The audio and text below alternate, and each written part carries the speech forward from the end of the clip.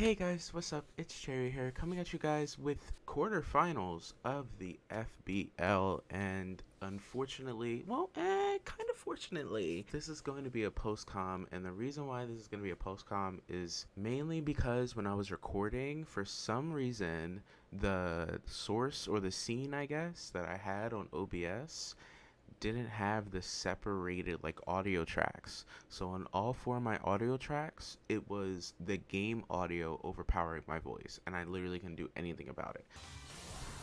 Interesting on my end, because I didn't have a dedicated league for this game. So go and have fun to side raise, and let's hope that I don't do anything. So I'm like, okay, I'm unfortunately gonna have to postcom this, but honestly, kind of looking forward to it. So if you are too, make sure to leave a like and subscribe if you're new. And yeah, we're gonna get right into it. So like I said, this is a quarterfinal game. This was against SSI Braves and coach of the Nashville Needle Kings. I actually didn't remember the team name in the battle, so glad that that's one reason why I'm glad to do this. But I kind of expected everything here. I watched their week one game against the team or the coach that had this team before me, and they brought this exact six. So I was like, oh, okay, this is cute. So I was thinking like Assault Vest, like Snorlax was a bring on their end, and XYZ and other stuff that potentially came when they faced the team before me. I had a lot going on, and obviously I prepped for this game, but I didn't have a dedicated lead, and I was kind of like, ooh, I wish I had a dedicated lead right now and had like a game plan. But I just decided off lead. I was like, I can just lead Zapdos here. Like, it's not really that big of a deal. The worst case scenario is if they lead like, I don't know, Terrakion. Terrakion would be pretty bad. But they led Snorlax, and I'm like, okay, cool. So they might be Assault Vest. That might be a set that they are.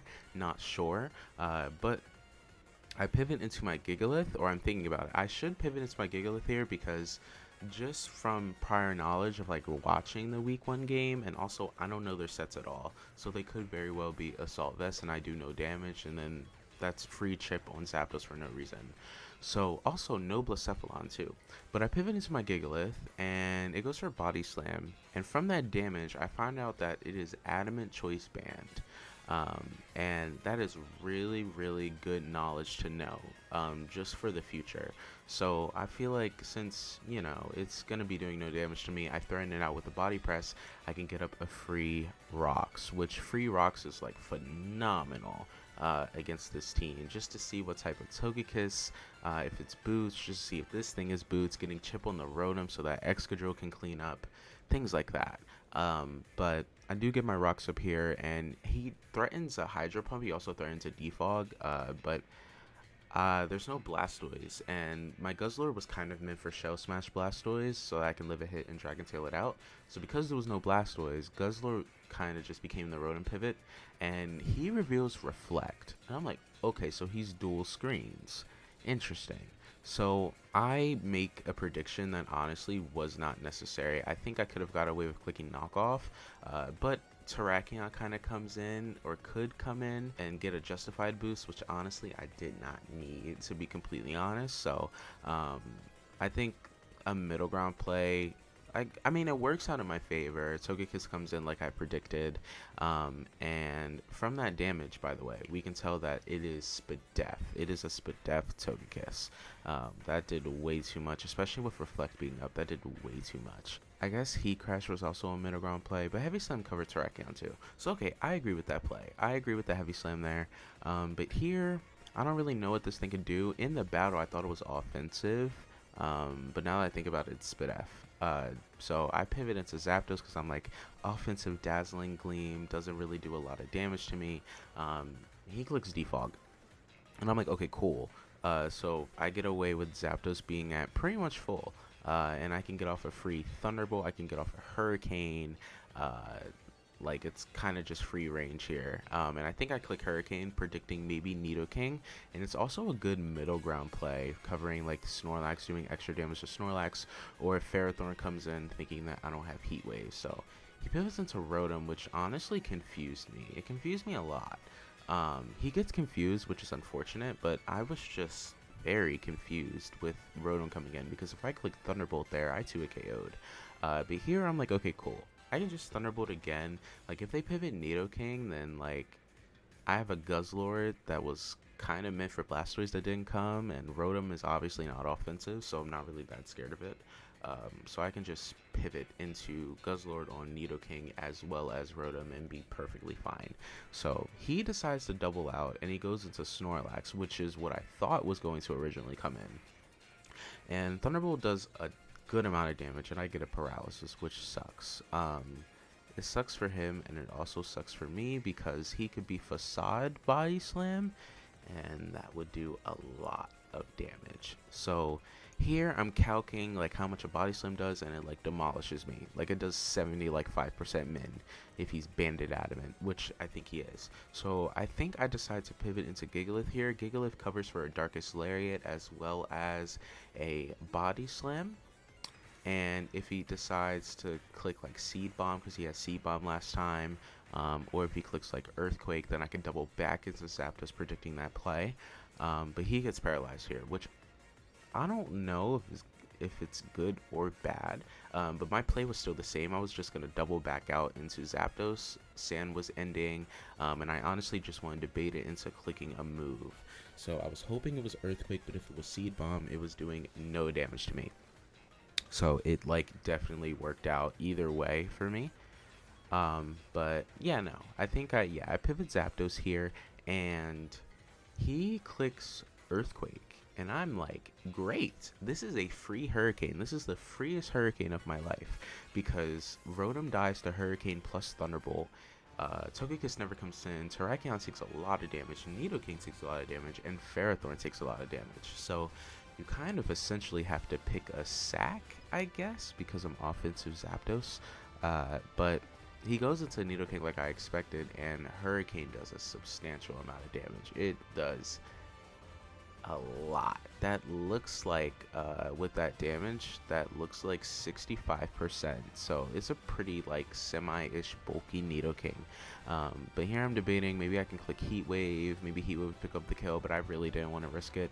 I kind of just wanted to click Hurricane and kind of just get rid of it. So Nidoking going down is actually phenomenal for me, because that's his only immunity to Thunderbolt. But however, the issue with this is the fact that Terrakion can come in, and Terrakion, I don't care what you say, there are no switch-ins to Terrakion outside of maybe Runerigas. Runerigas is like the only switch-in to Terrakion. Like, Terrakion's so scary.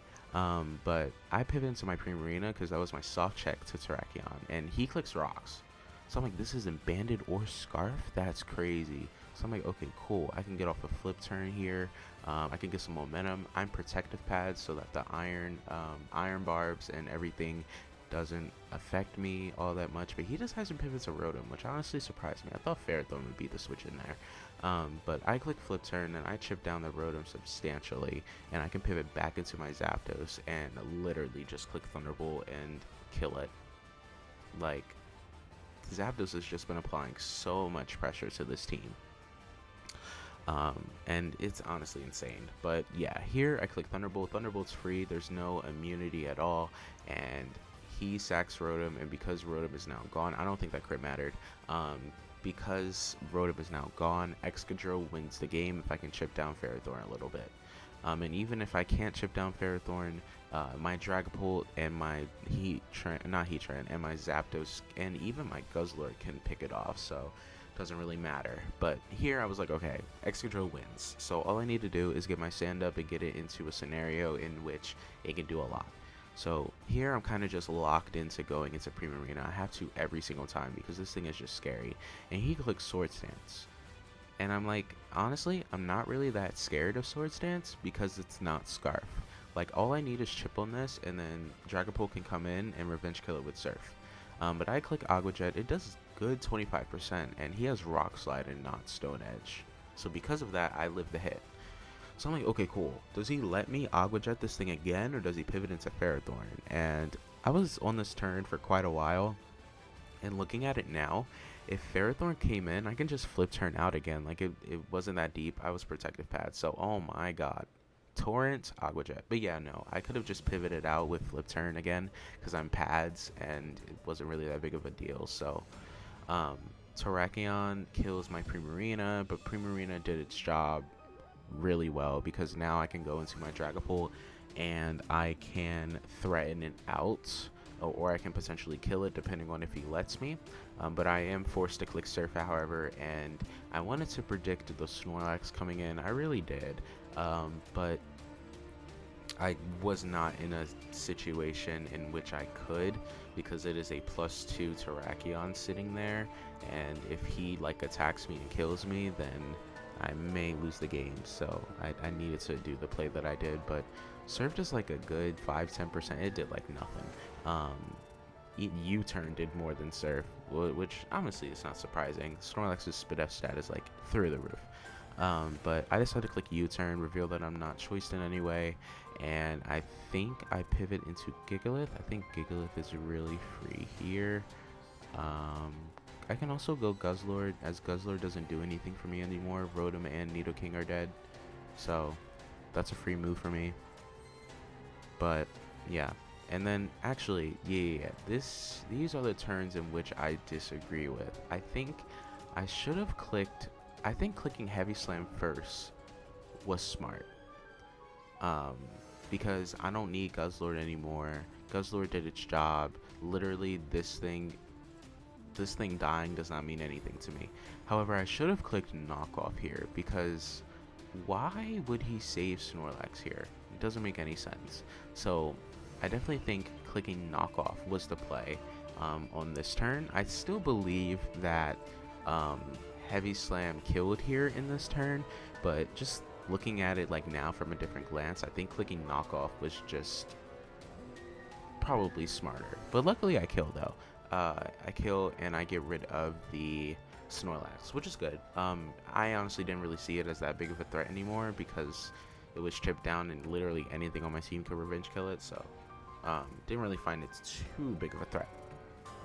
But out comes probably Togekiss here, and I'm just gonna sack because I don't need this thing anymore. This thing did what it was supposed to do, and yeah, Rotom's gone and Nidoking's gone, so it's kind of just dead weight to me up to this point, and I can just get rid of it. So yeah, Guzzlord goes down, and here I can freely pivot into Zapdos. He has no switch-ins into Zapdos anymore, because Thunderbolt from the ranged Terrakion is at kills, and Ferrothorn I have Heat Wave for, so literally just spammed Thunderbolt there. Thunderbolt is such a free move, because I can literally click a button, and I said this in a video, if he went Terrakion then I just hard won, but I think I kind of just won from here because Togekiss couldn't really like switch in at this point to Dragapult because of it being chipped down a lot, which is good I guess, so that Heavy Slam prediction really put him in a rough spot. But here he goes into Ferrothorn. I'm like, this is a free Heat Wave, and this is pretty much the game. This game honestly went a lot better than I expected. I was really scared of like Bandit or Scarf Terrakion. Blacephalon was also a big threat, and honestly I was just really scared of their interesting and different ways in prepping.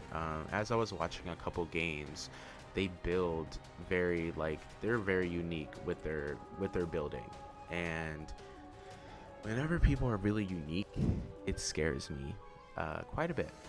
But we managed to pick up the W, and we're in semifinals. We're really making this stretch. Hopefully, I'm currently, I guess by technicality, 6-0. So hopefully we can continue this win streak, honestly, and maybe we could pick up another championship before Gen 9, which would be phenomenal. So with that being said, I'm going to get the heck out of here. I hope all of you enjoyed this postcom, and I'll see you all later. Bye-bye.